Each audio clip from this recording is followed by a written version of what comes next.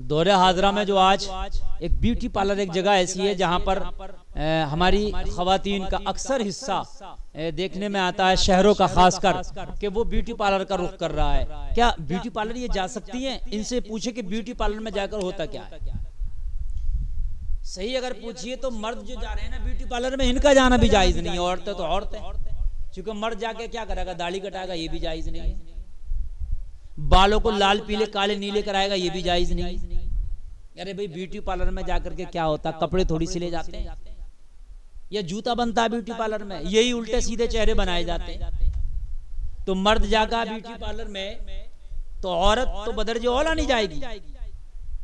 भाई मर्द भी जाएगा दाढ़ी कटाएगा, वो ना जायज, वो तो आम दुकान पे भी जाए कटाए। फिर बाल ब्यूटी पार्लर में, चूंकि आम दुकान पे तो खाली बाल कटाता, बाल कटाना तो जायज है, लेकिन ब्यूटी पार्लर में खाली बाल नहीं कटाएगा, उनको नीले पीले काले गुलाबी गुच्छे वाले मुच्छे वाले और डाइयां, ये वो सब क्या क्या अजीब गरीब कर पूरा कार्टून तो ब्यूटी पार्लर में ही बनाया जाता है ना, तो वो कार्टून बनाकर जाकर वो जायज नहीं। लेकिन हमारी माँ बहन है, अल्लाह अकबर, ये तो मर्दों से कई हाथ आ गए ब्यूटी पार्लर जाने में। इनका तो शादी में जाने से पहले तक ब्यूटी पार्लर ना हो आए, खाना नहीं हजम होगा शादी वाला।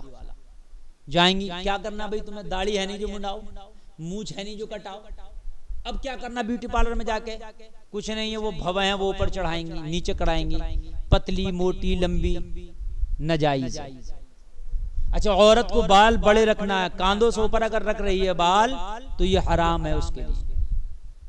बाल छोटे नहीं रख सकती, जो ये रख लेते हैं हिप्पी का टाइप, इतने इतने हैं कांधों से ऊपर तक, तो ये जायज नहीं है औरत के लिए, तो हराम है। फिर बाल भी कटाना नहीं है तुझे, तो क्या करने जाना है। हमारी खवातीन बहुत माहौल हो गया ब्यूटी पार्लर जाने का, तो उस पर तरह तरह के फिर पॉलिश चढ़ाए जाते हैं चारों पर। वो पॉलिश जो है कुछ उसमें नाजायज केमिकल भी इस्तेमाल किए जाते हैं। इस तरह का मेकअप जिसमें नाजायज केमिकल इस्तेमाल किए जाते हैं, वो तो नाजायज पर नाजायज। आम तरीके से मेकअप करना खवातीन का अपने शोहर के लिए ना हो, जो मेकअप जो अपने शोहर के अलावा के लिए वो मेकअप ही जायज नहीं है। हाँ, अपने शोहर के लिए जायज तरीके का, वो भी ब्यूटी पार्लर वाला नहीं जो कलई की जाती है। पहले बर्तन होते थे उसके तांबा के, तो तांबा के बर्तन में जब तक खाना नहीं खाते थे, जब तक कलई नहीं चढ़ा दिया करते थे। वो कलई हो जाया करती थी तब वो खाने के काबिल या पकाने के काबिल या इस्तेमाल करने के काबिल होता था। तो आजकल जो हमारी खवातीन है ना, जब तक क्या इनके ऊपर ब्यूटी पार्लर की कलई न चढ़वा लें अपने ऊपर, जब तक इन्हें सुकून नहीं मिलता तब तक शादी में जाने के लायक अपने आप को नहीं समझती है। आजकल की खवातीन नहीं है, बल्कि तांबे का बर्तन बनी फिर नहीं है, तांबे के बर्तन से कम नहीं है, तांबे की दकचिया बनी घूम रही है। जैसे तांबे की दकचिया पे जब तक कि आप उसका कलई का कलर ना चढ़वाओ, जब तक इस्तेमाल के काबिल नहीं होती। ये भी सोच रहे हैं जब तक कि ब्यूटी पार्लर का कलर हमारे ऊपर नहीं चढ़ेगा, जब तक शादी में जाने के काबिल नहीं। अल्लाह, इस तरह का जो मेकअप वहां किया जा रहा है, हाई क्वालिटी का मेकअप, तो उसमें ये भव्य बनवाना, उसमें ये बाल कटाना, ये हिप्पी करा लेना, फिर तरह तरह के, मुझे तो वो सारे मेकअप याद भी नहीं। अब तो मैंने ये सुना आंखें भी चेंज हो रही हैं, लेंस लग जाते हैं, और अगर आंखें काली हैं तो नीली हो जाती है, नीली हैं तो काली हो जाती है। फिर उसके बाद में जो है चेहरे पे कलई करके कलर चढ़ाया जाता है, बालों पे कलर चढ़ाया जाता है, उनमें शाइनिंग पैदा की जाती है। वो कलर तो वैसे भी जायज नहीं है। नाखूनों के जो है डुप्लीकेट नाखून लगाए जाते हैं, यानी वो जो नाखून अपनी हालत में वो ठीक है, भूतों वाले नाखून इतने इतने लंबे जो 1-1 इंच लंबे हो ना, वो उसमें फिट कर दिए जाते हैं ब्यूटी पार्लर में। जायज नहीं है ये। खुदारा खुदारा, ये जो नाखून कर रहे हो ना, जब कब्र में जाएंगी ये तो फरिश्ते अपने नाखूनों से इनके जिस्मों को नोचेंगे।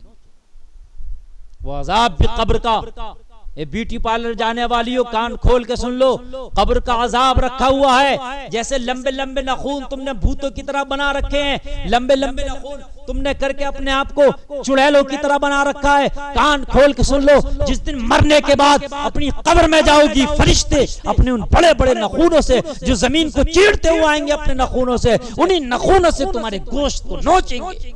उसके लिए भी तैयार हो जाना।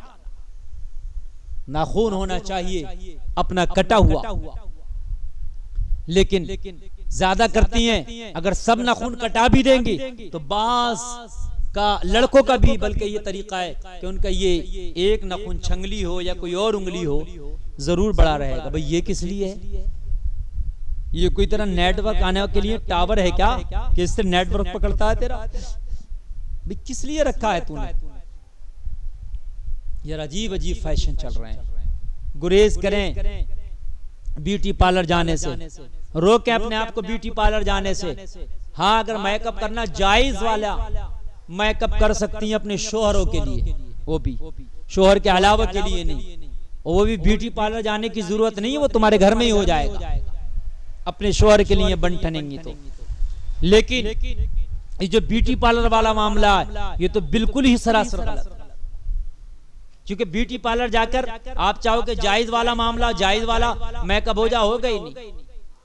वहां की तो शुरुआत ही नाजायज से होती है कम से कम, और हराम तो पहुंचती है। ब्यूटी पार्लर की शुरुआत नाजायज से और पहुंचती है हराम तक। कम से कम नाजायज है वहां जो काम भी होगा। और कुछ काम ऐसे हैं उसमें जो हराम होते हैं, जिसे बालों पर डाई कराना, कलर कराना हराम है, नमाज नहीं होगी।